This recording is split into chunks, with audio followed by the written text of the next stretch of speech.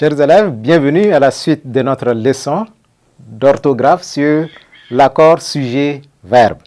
D'accord? La séance passée, nous avons déjà vu le cas où on a plusieurs sujets et un seul verbe. Dans cette séance, nous allons voir l'autre cas où on a plusieurs verbes qui se rapportent à un seul sujet. D'accord? Alors pour cela, nous avons un texte au tableau et je vous demande d'observer. Je vais lire ce texte. Les nuages se forment, montent, deviennent de plus en plus lourds et fondent en pluie.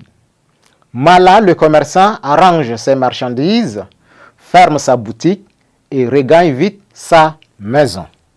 Je reprends. Les nuages se forment, montent, deviennent de plus en plus lourds et fondent en pluie. Mala, le commerçant, arrange ses marchandises, ferme sa boutique et regagne vite sa maison. Nous allons, dans notre texte, souligner les sujets. D'accord? Nous allons souligner les sujets contenus dans ce texte.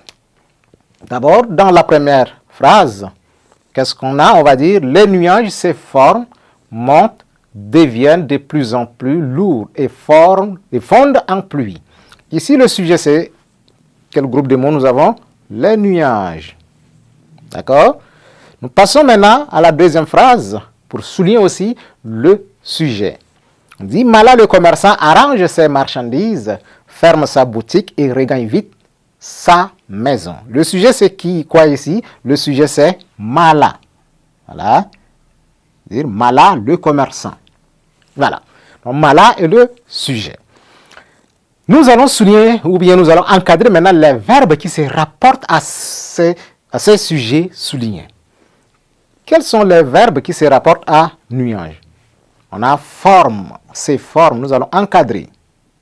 Premièrement, c'est forme. Deuxièmement, monte, deviennent. Et enfin, fondent. Dans la deuxième phrase, Mala, le commerçant, arrange, encadrons le verbe, ses marchandises, ferme sa boutique et regagne, voilà, regagne vite sa maison. Si nous voyons bien, dans la première phrase comme dans la deuxième, on a un seul sujet, n'est-ce pas? Et nous avons plusieurs verbes. Regardons ici dans la première phrase, nous avons un verbe, 2, 3, 4. Nous avons 4 verbes. On a plusieurs verbes ici. Dans la deuxième phrase aussi, nous avons un verbe, 2 verbes, 3 verbes. Nous avons aussi 3 verbes. Alors, qu'est-ce qu'on peut comprendre ou bien qu'est-ce qu'on peut retenir dans ceci? Ce qu'on peut retenir, c'est que quand plusieurs verbes ont un seul sujet, chacun de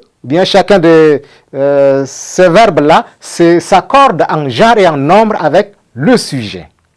Par exemple, si le sujet est un sujet pluriel, les verbes prennent aussi la forme du pluriel. Tous les verbes qui se rapportent à ce sujet se mettent au pluriel. Si le sujet est un sujet singulier, tous les verbes prennent la forme du singulier. On a les nuages, ça c'est le pluriel. C'est forme.